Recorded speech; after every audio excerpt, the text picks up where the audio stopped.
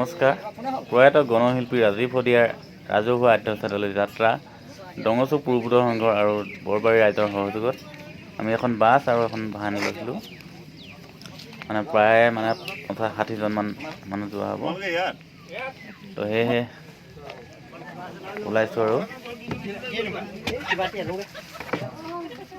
এইফালে দেখিবলৈ পাইছে আপোনালোকে গোটেইখিনি মানুহ বহি লৈছে আৰু আহিবলৈ বাকী আছে, সেয়েহে বাছখন ৰখি আছে।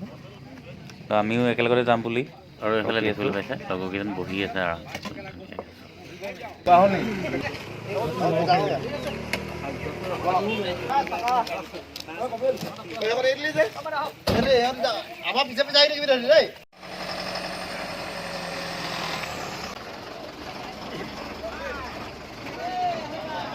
Bye bye.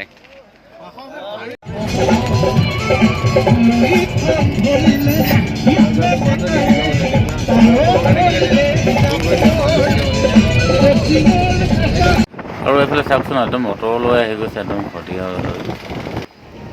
আৰু আমি যাত্ৰাৰ সময়ত গোটেই ৰাজীৱ শদিয়াৰ গীতেই শুনি শুনি আমি পালোহি আমি শদিয়া দলং। 3 ঘণ্টামান অহাৰ পাছত আমি আহি পালোহি শিল্পীজনৰ গাঁওখনত, মানে টুপচিঙা গাঁও। আৰু আমি আহি পোৱালৈকে পথাৰ প্ৰায় আধা ভৰিলে সৰু ডাঙৰ গাড়ীৰে আৰু মানুহ।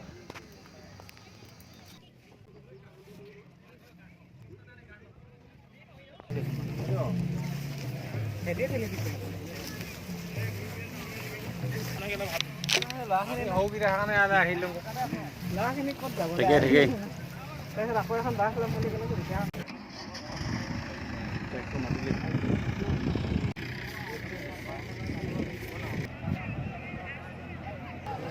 অতিথিৰ আপ্যায়নৰ বাবে টুপচিঙা গাঁওবাসী ৰাইজে সকলোবিলাকে ইয়াত সুবিধা কৰি ৰাখিছে। ইয়াত চাওকচোন কিমান সুন্দৰকৈ। আৰু এইফালে আহাৰ গ্ৰহণ কৰিলে।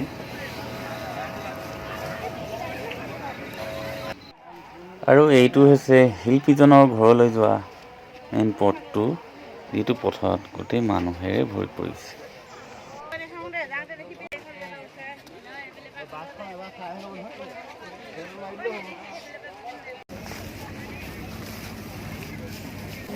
টুপচিঙা পথাৰখন চাৰিওফালে মানুহ, কেৱল মানুহ আৰু মানুহ।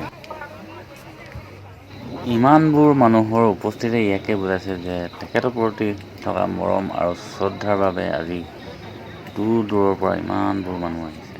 আৰু এইফালে চাওকচোন তেখেতৰ সমাধিস্থলীত শ্ৰদ্ধাঞ্জলি জনাবলৈ সকলোবিলাক ইয়াত থিয় হৈছেহি।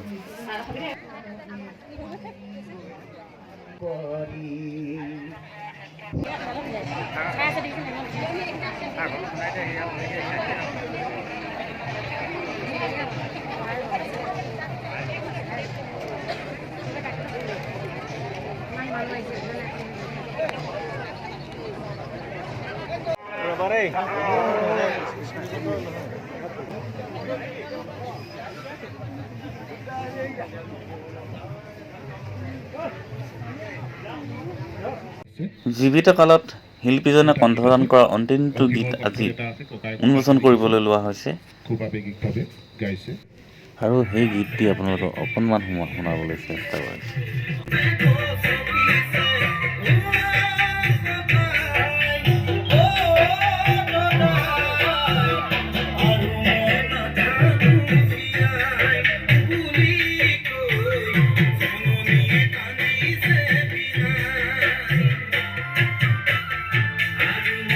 আৰু কাৰোবাৰ যদি উপস্থিতিৰ বাবে ইয়াত নামবিলাক লিখিব বিচাৰে লিখিব পাৰে, আমি ইয়াত লিখি ৰাখিলোঁ।